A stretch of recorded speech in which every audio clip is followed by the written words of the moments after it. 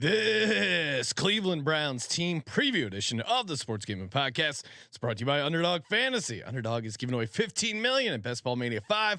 Sign up with SGPN to claim your first time deposit offer up to $250 in bonus cash. UnderdogFantasy.com, promo code SGPN.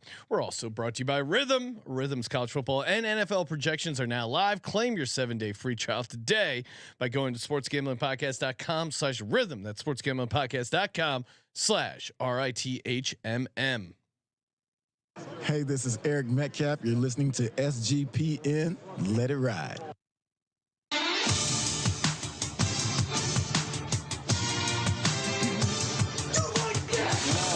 Cox. He's one of those guys who will get penetration.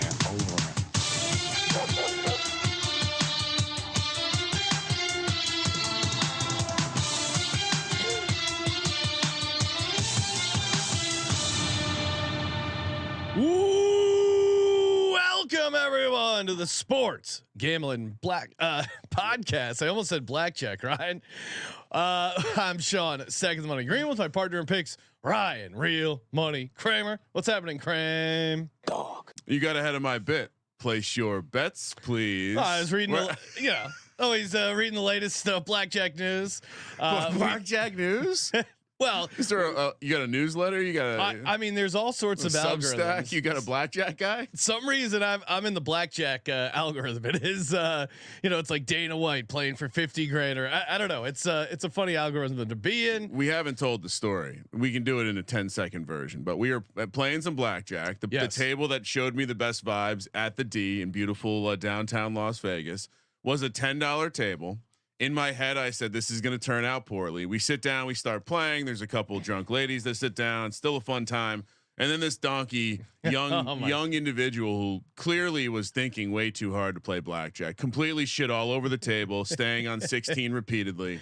Oh, it was even worse than that. It would be like a 13 against a dealer showing a king, and he goes, "I'm going to stay." It's fucking shit, man. Also, okay, you don't have the card memorized. If the dealer goes, "Are you sure?" in blackjack, that's when you know you messed up. What are you doing?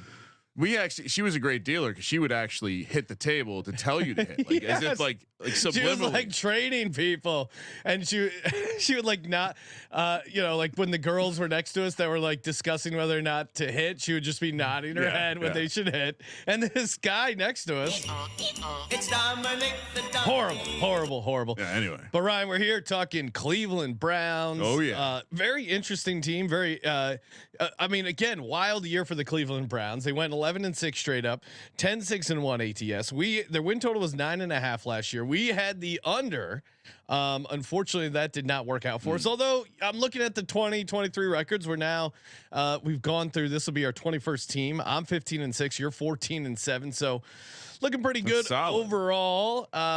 Turnover luck, interesting. Their turnover margin was definitely something that can bounce back for them coming up here in the. I would also, just. They did all of this with Deshaun Watson on the roster. Well, so turnover differential was -9. So you expect that to bounce back for the Browns. But yeah, I mean, the story was, and now Deshaun Watson overcoming adversity. Deshaun Watson, who I don't think will ever win comeback player of the year, although he certainly qualifies because they did lose him his injury. If you're painting the positive about Deshaun Watson, you would say 5-1 as a starter. Now, granted, one of those starts that you would count as a win, he only had a couple plays, 7 touchdowns, 4 interceptions, only 6.52 yards per attempt. And some really bad throws in there. Couple really like earth shatter. Like the one that stands out to me was the rollout to the left. And the kind of play where old Deshaun Watson, you'd be like, oh yeah, he's about to complete some like deep crosser. Throws it right to the linebacker, just right to a linebacker that's 10 yards away from anyone. His bad throws were super bad. I think the biggest indictment on Deshaun Watson was they got rid of Joe Flacco because they didn't want a QB controversy. I mean, Joe Flacco came in and he hit the wall in the playoffs, but he won comeback player of the year. He stole it from DeMar Hamlin, literally a guy who died on the field, came back to life. Joe Flacco beat him out. That's the kind of magical year Joe Flacco had. So this offense certainly has potential.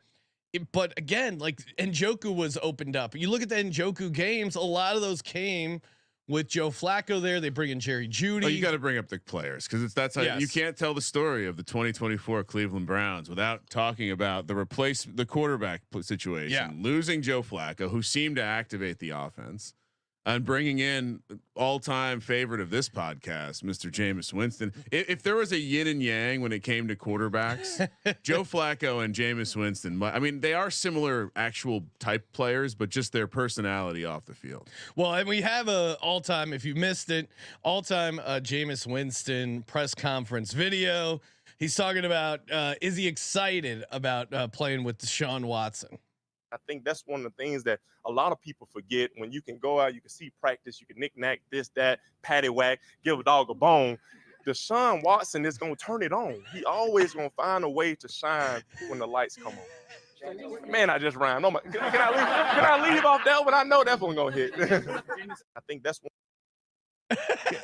So Jameis Winston even knows what he's. Can I ask a question? Yeah. Serious. Who hates this man? Why is this man not starting in the national? Maybe you're a cashier at a grocery store. Some crab legs go missing. There was that incident. There was miscommunication. I think he even thought that those were incident. Free. I feel like if we dug deep, there was probably some sort of arrangement with maybe some of the other people working the store. Maybe some wires got crossed. He comes off super personable. Oh my God. And I would love to have him in my locker room. Like if there's one thing that was routinely as I was digging into this Cleveland Browns team, it just became hard to be like, well, they are going to have a better locker room because Jameis Winston's there. Yeah. How could he not? He's going to speak for Deshaun Watson, hopefully. Draft didn't have a ton of high picks, but like what they did overall, bringing in, roster was already loaded. To be fair, the roster I think's in a decent place. Zadarius Smith, bringing him in, I think that was that to me is like a free agency move that I don't think got enough credit. Yeah, just bringing in someone with pop to put across from Myles Garrett, who's turned into just it went from like he obviously was going to be the dude to now he's obviously a dude, and so he just moved forward. And I think whether it's the defense or the offense, key pieces at all the critical positions, and not a ton of questions until you dig into like the coaching staff maybe. Well, I mean, they did bring in Ken Dorsey. Well, exactly, petulant child and former graduate of private school pussy Miami. I mean, just remember him slamming that tablet up in Buffalo. Maybe some like RPO type stuff. I think if you're painting a rosy picture for Deshaun Watson in the offense, you're saying like, hey, Ken Dorsey with the RPO stuff, what he did for Josh Allen. They said the same thing last year. Stefanski creates a weird floor. Yeah, it's hard to. Well, and their offensive line is pretty good. Now they did lose Callahan, offensive line coach, but they let him go. Yeah, they let him go to go coach with his son. That's over a good in guy move. Yeah, I feel like that's building some good football karma right there. PFF has their offensive line number 3 in the league. They did bring. This is another like story that I don't think got enough shine. Mike Vrabel. They brought him in as like a consultant. So. I don't know exactly what he's doing, but Mike Vrabel is a good head coach. Are you willing to cut your dick off? Are you? I mean, Mike Vrabel interacting with Jameis Winston, I think could be its own show, and I would definitely tune in. Yeah, I think the segment's called "Dick On, Dick Off." But yeah, I mean, I think that's certainly a nice little sneaky addition there. But yeah, on the defensive side. The defense was very interesting, super hot and cold. They had some games where they just destroyed teams, and then a couple like some of it was home road stuff, some of it was just like elite offenses kind of getting the best of them. But again, I think overall, I do have this as a good defense. We'll see, when Nick Chubb sees the field. We're going to be joined in just a second here by Big Play Dave. Would love to get his insight on the Chubb situation because. He obviously adds a nice addition running the ball. Yeah, well, I mean, hearing positive things about Ford. I mean, it certainly. Again, it's like hard to be down on this team because they just have good players. They have good, for the most part, other than Ken Dorsey, good coaching. You really don't like Ken Dorsey, and it's one of those things too. Like I thought, like the way that Flacco showed up, and just the fact that this Cleveland Browns team, like you said, people think, well, they're going to play good defense and beat you at home in low scoring games. Well, they also went on the road to Indy, won a shootout, went on the road to Houston, won a shootout. Like these are like dome scenarios. These are scenarios you wouldn't think that a Cleveland Browns team should thrive, but I think it's the sneaky part about the team is that they do have an offense, and if they get anything out of Jerry Judy this year, well, their defensive DVOA rank was 2, but again, they had some but they were like all time in the beginning of the year. Yeah. And if you look at the splits, the home road splits especially, they're like good luck scoring 21 points on them in Cleveland. No, they really laid the clamp down. And their offensive DVOA 28th, which is crazy in some ways too, because that offense had some explosive games, in the Joe Flacco era. But yeah. Oh, quick reminder, of course, we are giving away a $500 NFL Circa ticket to someone who puts together the phrase that pays. The Browns team preview word is 1996. So that it's all one word. Technically maybe a number, but 1996 is the Browns team word. Collect all the words. We will give you the address for the form to submit at the end of the team previews. No need to continue DMing me, although I do the hand sheets, especially I do enjoy seeing those, and I enjoy the conversations, chopping it up with everyone playing along at home. We're going to be joined by our guest here in just a second. Before we do, shout out to Underdog Fantasy. Use that promo code SGPN. Get a sweet deposit bonus up to $250. Best Ball Mania. Awesome way to play fantasy football. Again, you don't want to manage your players. It ends up becoming like a chore.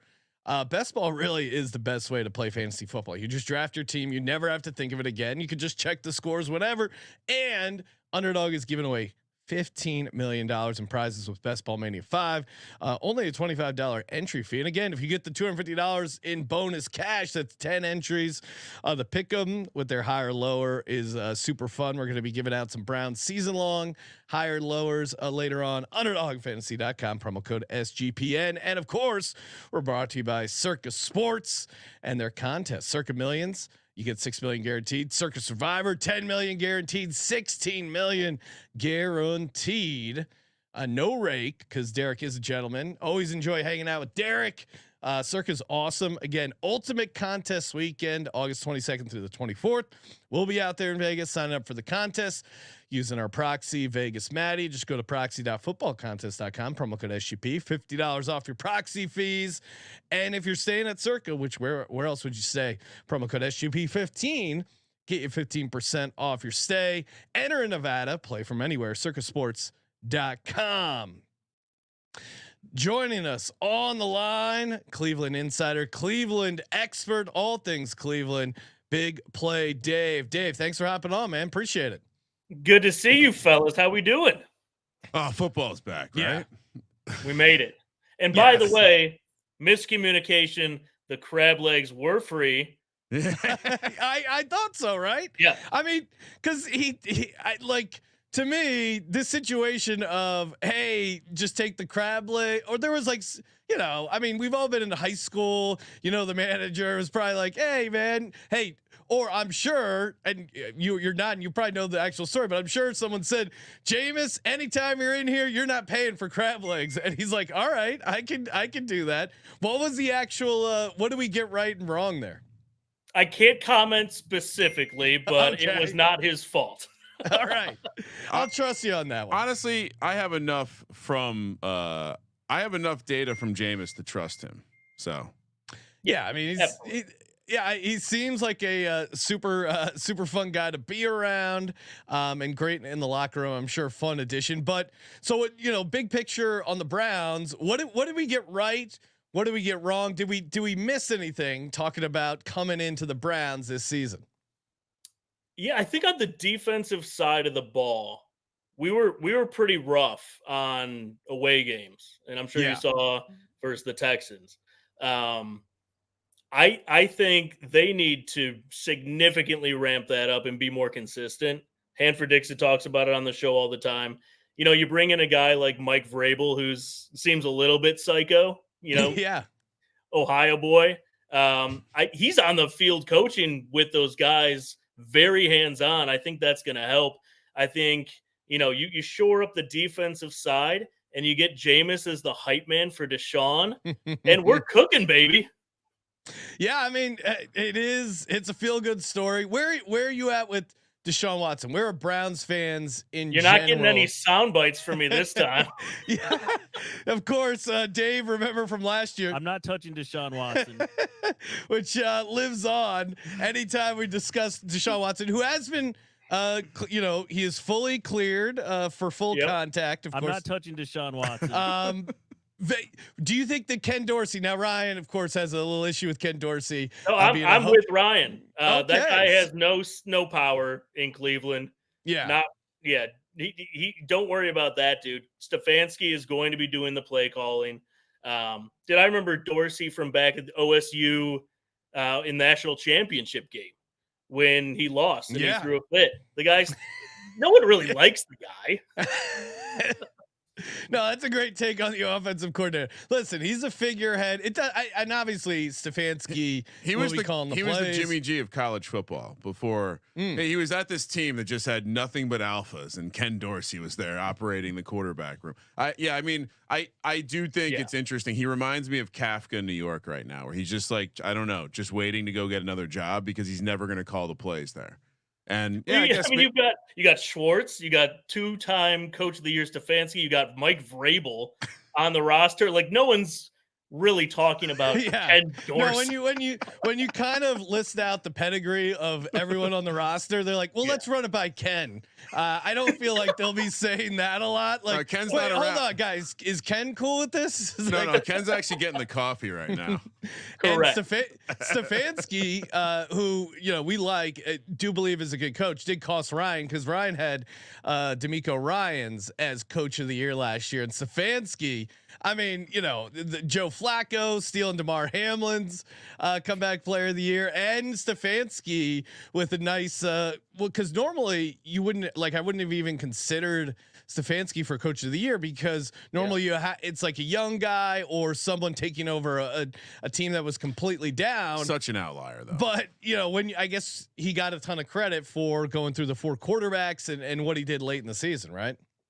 Yeah, and Joe Flacco was amazing. And dude, Sean, maybe we're gonna get a little Philly out of this, and we're gonna have Jameis back up win a Super Bowl for us this year. Oh, yeah. I mean, it is. Jameis is hard not to root for it.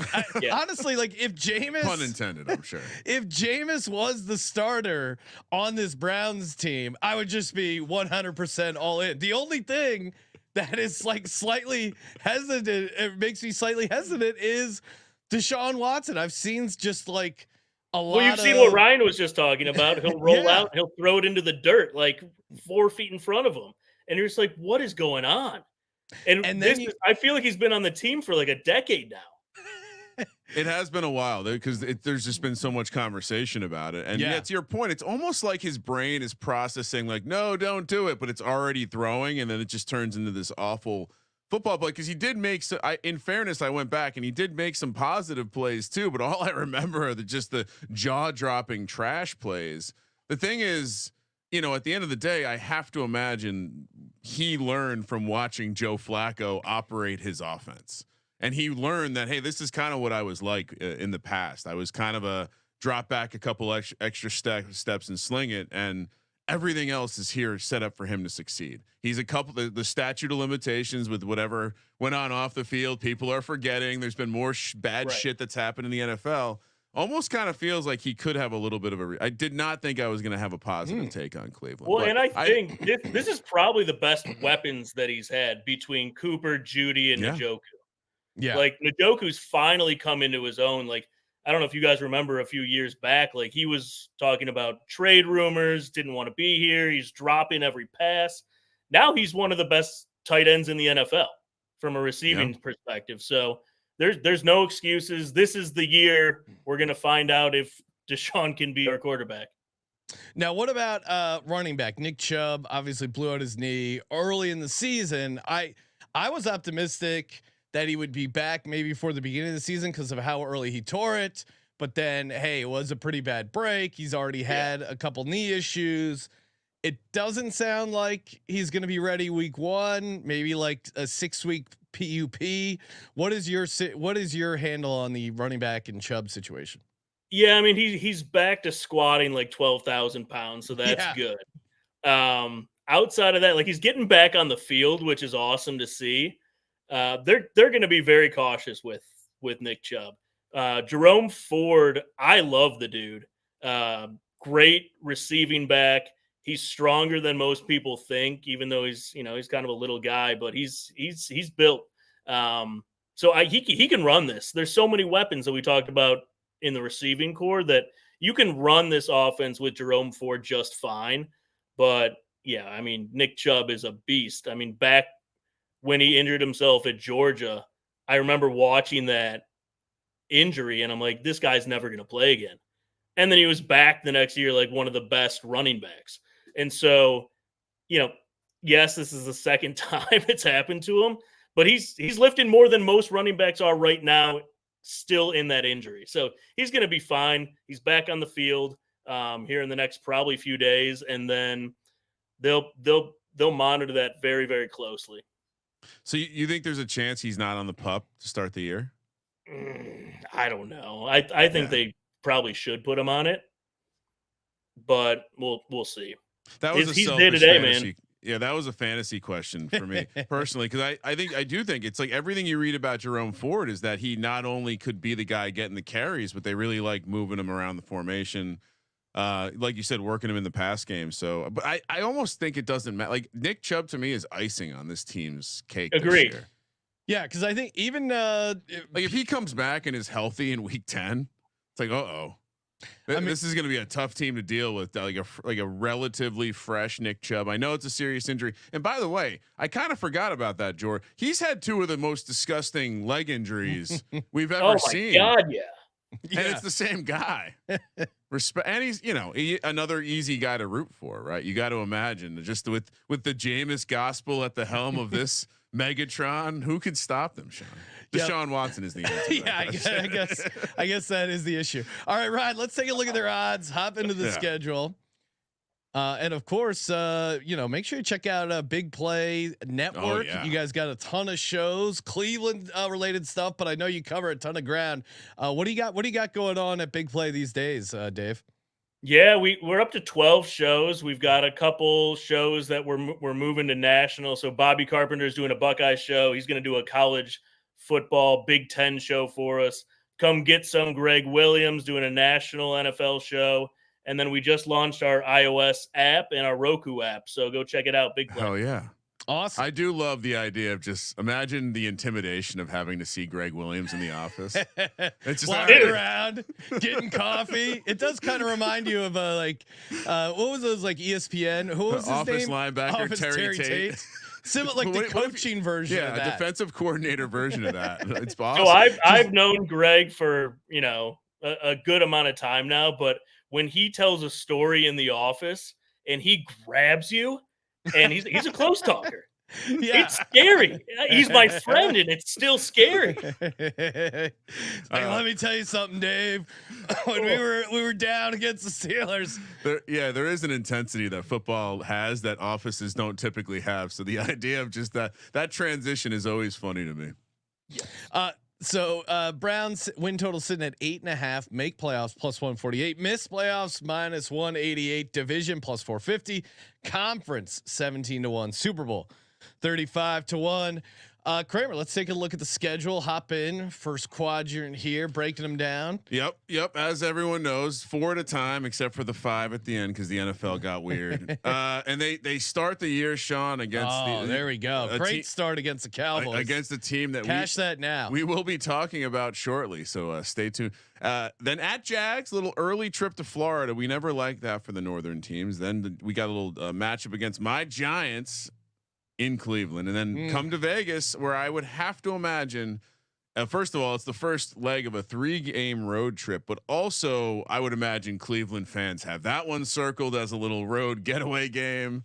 Actually, Jags too. Two nice vacation destinations for the Cleveland fans. All right, Sean, you go first this time. This is interesting. I do obviously like them starting out against the Cowboys. Yeah, that's an easy one. That franchise is in complete shambles. CeeDee Lamb's going to be holding out. CeeDee Lamb, Jerry Jones, everything's going wrong.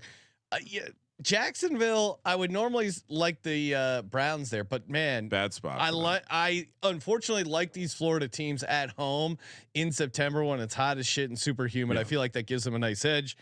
Giants at home, that's going to be no problem. And then Raiders, I do think the dog pound travels. So yeah, I think I could see them getting off to a decent start here. 3-1, Ryan, is my first four. How say you? Well, I was going to say that the Giants game is going to be a recruiting trip for the Giants. Hopefully they sneak Jameis away for a dinner the night before the game, see if he's going to be available after the season.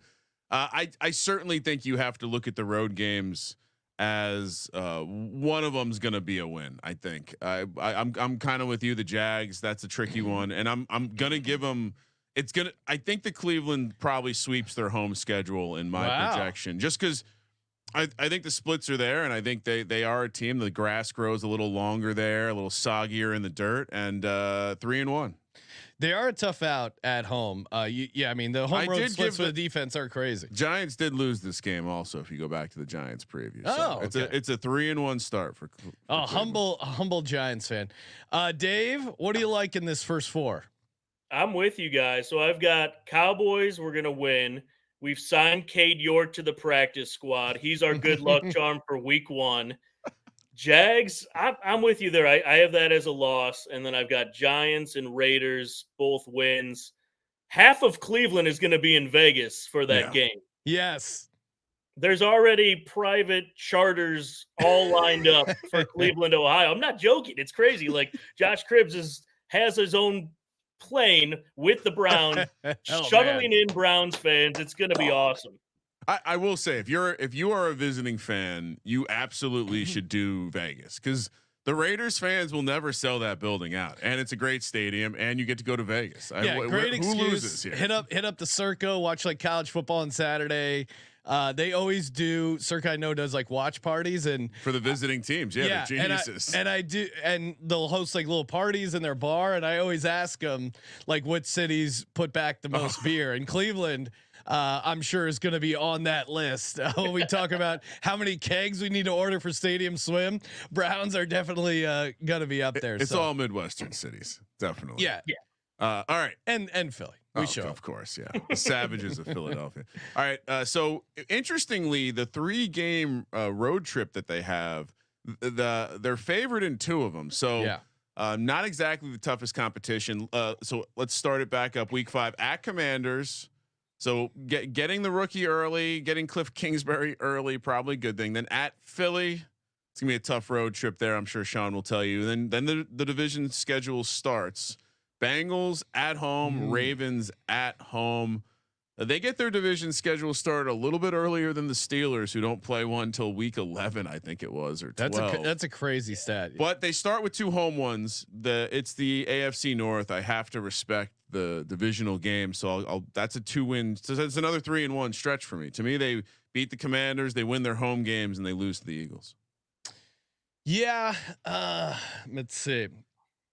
I mean that Commanders game, you gotta like them there. At Eagles against the paper soft Commanders, of course. At Eagles is going to be tough. Well, one, I just think anytime you look at that third road game, it's almost impossible in the NFL to win that last of the third road games. Get my bias aside, I could see 3-1. That could be. Maybe they'll stay somewhere local along the turnpike. Beautiful 95 on the Eastern Seaboard. Just hang out at a hourly motel for a while, getting ready. I'm debating 2-2, 3-1. Dave, what are you at with this quadrant? I'm 2-2. This AFC North, as you guys preview it, I think it's the toughest in football. Yeah. And so I think it's going to split across the board. It's going to come down to week 18. So give me 2-2. I like us against the Commanders. I like us against the Bengals because we got Joe Burrow's number still. I think we drop against the Ravens. We drop against the Eagles. I'll go 2-2 as well. 5-3 sounds about right for this Browns team. Kramer's got him 6-2. I do feel a little aggressive with my high praise right now, but no pun intended here, but it's coming with Deshaun Watson. All right, here we go. So again, they had 3 road games, and now we're into a stretch where Bengals Ravens was 2 of the first 3 in a little 3-game home stretch before the bye week. That completes with week 9 taking on the Chargers at home. Another one that seems like could be a nice victory for the Browns. Then by week 10, like it in the middle of the season, at Saints, Steelers on Thursday Night Football, a little short week there, and Broncos on Monday Night Football, long week there. This is a tough stretch, tougher than it probably looks. Interesting. They get all 3 of their division home games first, and then they have 3 division road games. I don't like the way it's backloaded there, but it's going to cause my schedule to look backloaded with wins. I think I'm going to be a little conservative here and say 2-2. That Broncos game on the road strikes me as a weird game. Maybe Sean Payton has the offense doing something at that point. And if anyone knows how to lock down Juedy, it's those Denver Broncos. Yeah, I would say just 2. I'll play it safe and go 2-2 here, even though they're favored in both of those road games. Yeah, this is interesting. I mean, I actually think Chargers as a team with Harbaugh, they might be like an interesting matchup against. Oh, Cleveland, Ohio. What a great football town. Harbaugh probably will respect the Cleveland fans more than the LA fans. But ultimately, the lack of weapons on the Chargers and this Browns defense at home, I got to give it to the Browns there. Saints, I think they can take care of it, especially off the bye. That's a tricky game, I think. Although, you do worry with the look ahead with the Steelers. Come on, Sean. Coming to town. You know you're going to bring that up when you're handicapping that game. No, I know. I mean, like a non-conference road game before a rivalry Thursday night game, I think is a bad situation spot. And then the Broncos are sandwiched in between their 2 Steelers games. They are coming. They would have like a mini bye there with the Thursday to Monday night, but again, Mile High, tough place to go in and get a win. I think that Saints. I'll go. Well, you went 2-2, Ryan. Yes. I'm gonna go 3-1, but 2-2 is right next to it. Dave, how say you? 4-0, baby. Chargers. All right, I like it. Yeah, Chargers right in. Finally, we get a bye week that makes sense. Yeah. So all right, now we're getting healthy. Saints, I think we easily can go in there and beat them. Steelers at home Thursday Night Football. Browns fans are showing up for that. I think finally primetime games, we look decent. We get a win there. I don't see it with the Broncos. I mean, I get it's in Denver. They're getting 3.5. I don't know. Okay, you can lock down Juedy. Congratulations. I don't think that's going to get you a win. I think they win all 4 of these. Damn, he's making good points because the Saints are coming off hate week against Atlanta for that game, and Denver. The Broncos won. They're coming off a game in Vegas against the Raiders. That's true. I just the Broncos won because it's between the 2 Steelers game. Give me what gives me upgrade me to 3-1. Okay, 3-1 what to am me. I doing? Sounds right, Ryan. This is all because I'm high on the backup quarterback. That's all this is. Who will in a dream scenario for the Browns doesn't play. Ryan's got him 9-3. I got him 8-4. Fuck. Dave's got him 9-3. All right, so last stretch here, Ryan. Final 5. Because you got at Pittsburgh. I told you I was chopping the division game, so already a loss. Chiefs at home. This is generally when the Chiefs start playing better football. At Bengals on Thursday night, then Dolphins on Sunday night, and at Ravens to close it out. I hate this schedule because I see the road games I have to pencil in as losses based on my my handicapping model. And then the Chiefs and Dolphins, they're going to beat the Dolphins. That seems like a good weather spot. The Chiefs, dare I say 1-4 here? You could go 1-4. 1-4. I'm gonna go 2-3. I love the Bengals spot for them, and then you like the Bengals spot. Sorry, not the Bengals. I love the Dolphins spot. Yeah, playing playing Tua, week 17 in Cleveland. I mean, wetsuit Tua. Yeah, this spread is not going to be -2. I don't care who's quarterback. If they trade for Joe Flacco again, I mean, whoever's, you can run Josh Cribbs out there, run the Wildcat again. I would still be all over the Browns in this spot. Only laying 2, especially. I think between the 3 road division games and the Chiefs, they get 1 at least. So I'll go 2 and 3. Although this is a really tough last 5 here. Dave, how say you on the Browns last 5? Yeah, I see 1 or 2 wins there. Yeah, and so not great for momentum. But Steelers, I think we chop with them, we lose. Chiefs, we lose. Bengals, give me a coin flip on that one. Dolphins, I agree with you guys. We win that. And then, like I said earlier, I think this division is coming down to the very end. And so give me Ravens in Baltimore. Give us a win. Get us to the playoffs. let's go. So I definitely, if the Browns are getting 4.5 points on that last, because I can almost guarantee whoever wins, it's by exactly 3 points. If my AFC North math, these games are always 3 points. Anytime you're getting 3 or more than 3 points in an AFC North matchup, you got to hammer that. All right, we're going to give out some of our favorite futures here. Of course, make sure you head out over to Rhythm, sportsgamblingpodcast.com/rhythm, the place for AI sports picks and props. Their college football projections, NFL projections, their models are set up ready to go for week 1, week 0 for college football. A bunch of fun plays in there. And you can really, what's awesome about Rhythm, you can come up with your own model. You go in there, you say hey, these stats matter to me. They will build you a custom model, or if that sounds like too much work, and it's really not that much work at all, they will build you one as part of their package. And Rhythm's been doing very well in golf. WNBA is back. They've been killing it in that. sportsgamblingpodcast.com/rhythm, sportsgamblingpodcast.com/RITHMM to claim your free 7-day trial. Brian, you officially have the Cleveland Browns going 10-7. So I'm going to put you down here for the over 8.5 wins. I was surprised at how I thought maybe I would like them to make the playoffs. Anytime I see a division that definitely is way closer than having 2 teams priced near even money and 2 teams priced near the bot, whatever 8-6 to 1 the Steelers and Browns are. I'm going to gravitate towards the bottom half, especially when the bottom half has shown repeatedly they can beat the top half teams.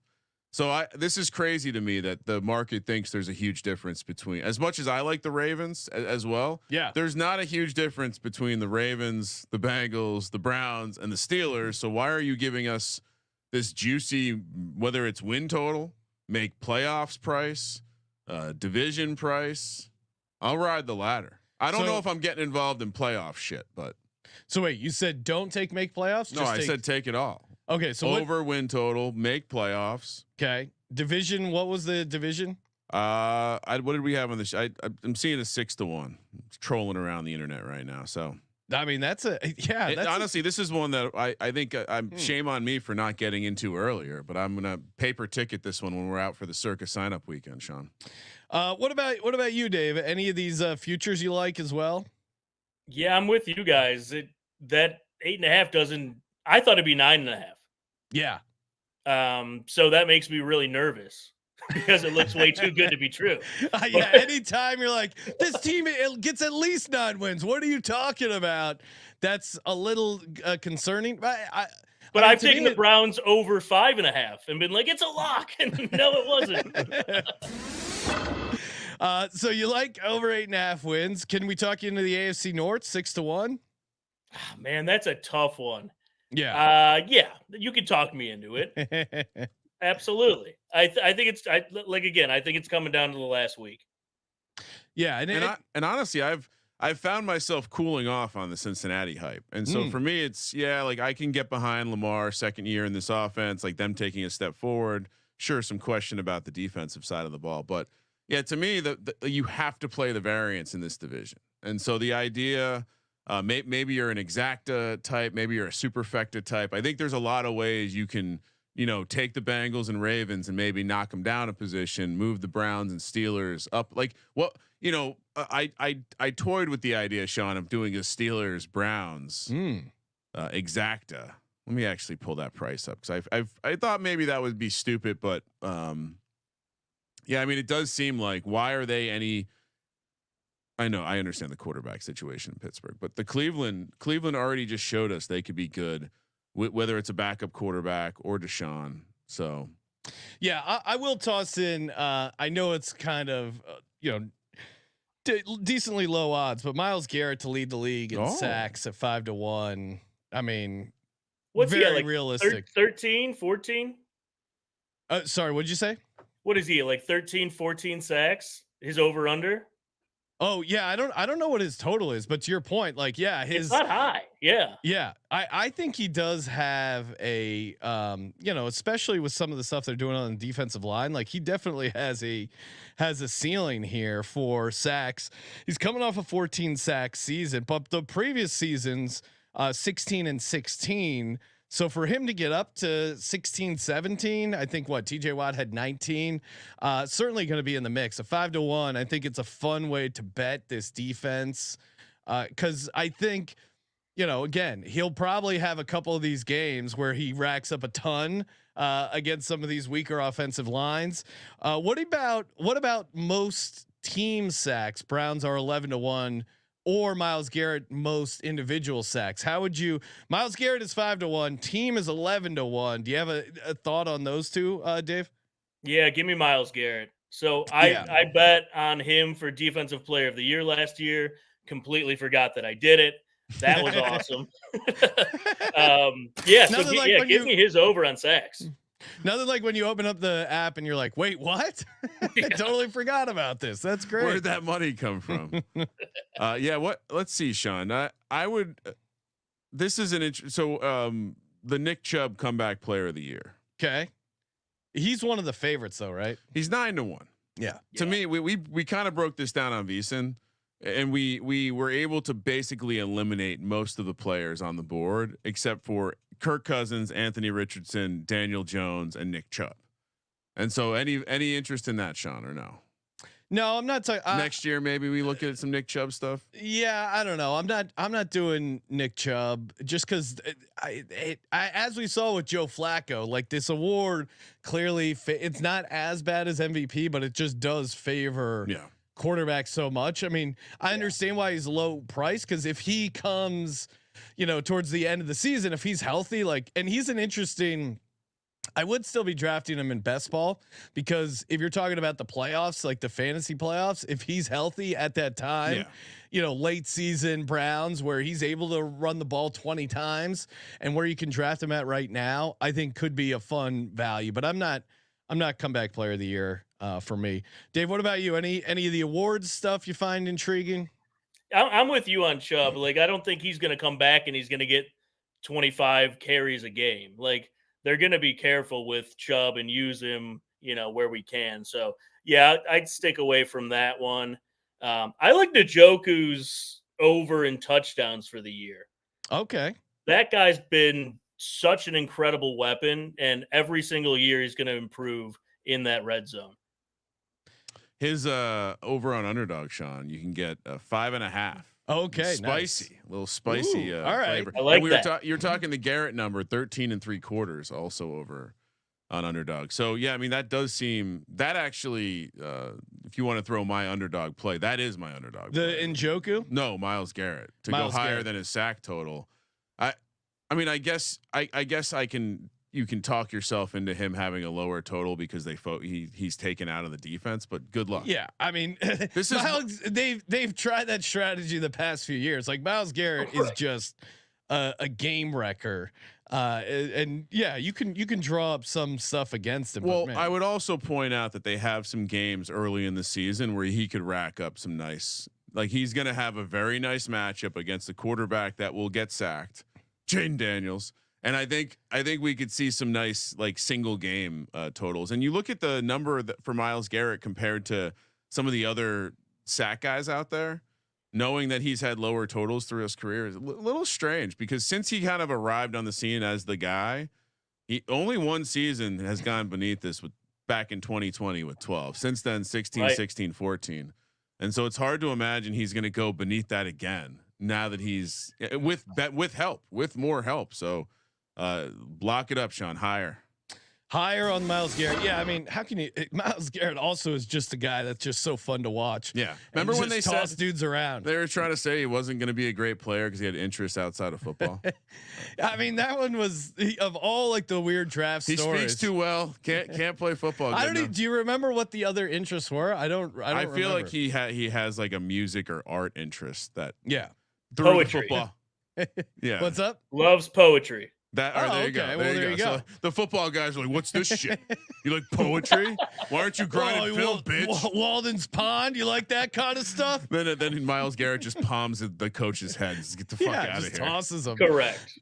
I mean, also, I think when you're building like a pass rusher, the fact that the guy's really into poetry, kind of in a weird way, almost makes him scarier. Like, Yeah. oh man, just him reading some Edgar Allan Poe night before the game. Like to me, that's kind of intimidating. I think of some great gladiators. Quote the like, Raven, yeah. nevermore. Like you could, there's a lot you could do there to intimidate guys with poetry. Mike Tyson was a poet. There we go. Enough see? said. Spinal. Yes, he was a man. Okay, for my underdog play, I'll go Deshaun Watson, Yes. lower Oh, passing wow. yards, 3,400 and a half. And now this is Oh wow. I'm not one to predict injury, but I do think if they struggle a little bit, if he gets a little nicked up, you got Jameis right there. Plus the offense in general, like even when he was winning games for them last year, it's 230, 180. Yeah. Like they're not. This isn't a lighted up passing offense. And if he does get through 17 games, especially those games late in the season, like I just think to get over this, it has to be a very consistent, very stable Deshaun Watson season, which I think is just tough to get there. And I think they can be good without that. Obviously, I think if he's awesome though, they certainly do have a pretty high ceiling, but I'll take the lower on his passing yards there. Okay. Sean, what I'm with you there. But I Yeah, think okay. if you look at passing yards, receiving yards, if you're looking for an over, I would go Amari Cooper. Okay. He could have 1,000-yard season easily, and he's under that on most books, I believe. So he's got something to prove. He's pissed about all the Ayuk rumors here in Cleveland. So look for that guy to ball out this year. No, I mean his routes, his footwork is always like super impressive. Very underrated. I still have to remind myself he's not on the Cowboys, and it's okay to like him, because just like watching him, I'm like, oh shit, this guy's awesome. But then he was such a Cowboy. I got to remind myself it's Sean, all right. He's on the Browns now. If you had to guess, how many yards did Amari Cooper finish with in the regular season last year? Oh geez, off the top of my head, I would say 1,100. 1250. Wow. He finished 10th, Okay. 10th in the league. And we can agree that there were, and he missed some games, and we can agree there was also maybe some opportunity. His catch percentage was insanely low. I think that might have had something to do with the quarterback play. So Now what's his current? Do you see a total for him for? yeah. So his number, I'll use the underdog, 975.5. Okay, yeah. Seems very unlikely he doesn't get to 1,000. To me, this is like Mike Evans, but younger. He's just, and if anything, we've heard some reporting around the team, and I don't think there's a ton of confidence in the other receivers, even named Jerry Judy. And so Yeah. I think Amari Cooper he plays through a lot of shit too. Like he plays banged up. And again, look at some of their road games. Look at some of their early home games. There's going to be good passing situations for this team. Yeah, I'm with you. I like that. I'll put that down for all of us. And I think you can even. I mean, again, Jameis once had a 5,000-yard season where he had 30 touchdowns, 30 interceptions. But just to be clear, Ryan, reminder: he's not starting. No, but that's the pressure cooker that's behind Deshaun Watson. So Ryan, if I gave you an over/under, how many games is Jameis going to play? Oh, this is a great one. that feels like a better question for you. But I mean, how does he not play over 4 games? I would say whatever. What did Flacco play last year? Was it 5, 6? Now, if the line was at like Jameis to play 1.5 games, I would smash the over. I'd say 4 games he plays. I think 2.5 is a line where you could get action on both sides. I mean, also too, like Deshaun Watson's injury issues aside, he is coming back from something. So, tweaking that or whatever, knock on wood for you guys. But also too, it's a 17 game season. Like even quarterbacks that are pretty reliable health wise, we see them miss 1 or 2 games anyway, just from like, maybe obviously a concussion. Now your quarterbacks usually miss a game. You twist an ankle, but it's not a high ankle sprain. You still might miss a game. Like even if you have a relatively healthy season, you're going to get knocked around, especially in this division. I mean, I like your guys' defense, but Steelers have a pretty good defense. Bengals got some pass rush. Like it's AFC North football. It's fun to watch, but there's some physicality to it. So, I would set the line 2.5 games. Are you going over or under that one, Dave? I'm over for that. Hopefully it's garbage time at the end of the season. I don't see that happening, but you guys have the 1 seed clinched and Jameis gets to start the last 3 games. As a Browns fan, that's a dream scenario because you get to see Jameis out there having fun. Jameis Winston to have the most regular season passing yards in the division. Jameis Winston to have the most passing yards in the division in the regular season, just in case, Sean. Yeah. What is this? 200-1. Okay. I'll put that on my card, please. Touchdowns is also Kramer. Like, okay. Joe Burrow. Yeah. Injury history. Lamar Jackson might not make it through a season. You never know. Yeah. Steelers. Yeah. Who knows? Steelers, they're probably gonna split starts, and that's what I'm saying. Both those guys aren't yardage. I just wrote it down for me too because touchdowns. You got to have some sort of fun Jameis bet. I mean, just look at what Flacco did. If Jameis comes in there and it clicks with Stefanski, would anyone be surprised? What does a crab leg cost? What do you think he stole? Like $50 worth? Okay, I'm gonna do $25 at Costco per leg. Okay. So I'm going to do $25 on the touchdowns bet at 200-1, and I'm going to do a $25 crab leg bet on the yards at 200-1. So, and this is just in the AFC North. So just in the North. Yeah. So again, it's. I mean, there are good quarterbacks in the North. In fairness, I mean, Russ still plays there. Justin Fields, all the greats. Just throwing shade at Lamar. I'll just do the yards. All right. That feels like a cop out, but that's fine. I'm getting 2 crab legs. You're getting 1. All right, let's close it out with all the best bets we got. Kramer and I have the Browns going 10-7. Big play Dave, we got him up to 11-6. He likes the Njoku higher, 5.5 receiving touchdowns. I'm on the lower passing yards. Kramer likes the Garrett sacks. And Jameis long shot on the division passing yards and touchdowns for Ryan. Just for me, passing yards. But the Amari Cooper stuff feels good. Who, by the way, is 4-1 for the divisional receiving yards market, which is basically like him versus Jamar Chase, I guess. Yeah, interesting matchup there. Kramer's got him over. Well, we all got him over 8.5 wins. Dave, always appreciate you having you on here. Remind people, where can they get Big Play Network? Check out all the local stuff and then the new national shows you guys got going as well. Yeah, go check out that app, Big Play, one word. Roku, Apple TV, and iOS. Hell yeah!